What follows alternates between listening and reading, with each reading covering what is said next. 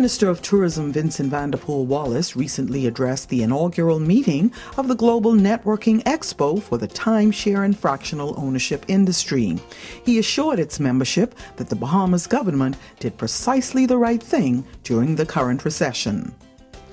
You will hear many countries in the world talking about whenever there is a recession, what you ought to be doing is making sure that whatever private demand has disappeared is you need to fill that in with some kind of public demand, and having public demand generated by projects that the government will create that is going to have long-term value. Very much the Keynesian approach to economic development. And if you're looking for the poster child of where that has been done, there is no better place to find it than here in the Commonwealth of the Bahamas. The country's leading tourism authority told the visitors that while much effort, energy and money is being spent on the expansion of the Lynden Pinding International Airport, which he expects to become the hub of the Bahamas, he says that there is also a lot of focus on our ferry services. If you live in an archipelago, the fastest way that we know to distribute people and material around is by way of fast ferry. And if you want to plan something in your minds in terms of where we are heading with the Commonwealth of the Bahamas, we expect to become the Greek islands of the Western Hemisphere, where you can come and spend time on one island and move on to another, and then another, and then another, as part of that total experience of getting people in a way that we've never had them coming and seeing the Bahamas before.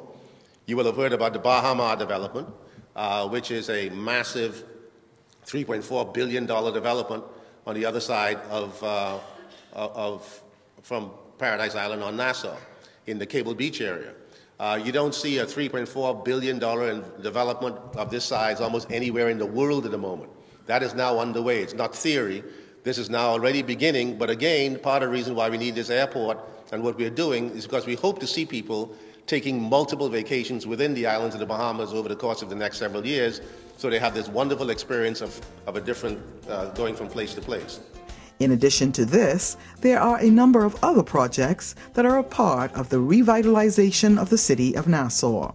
The straw market, which was burned to the ground on September 4th, 2001, 1 week before 9/11, that is now, you go downtown and it's about finished in terms of putting back in place and to be the place where we're going to find all of the magnificent locally produced products that we have available in the Bahamas for visitors to come and sell.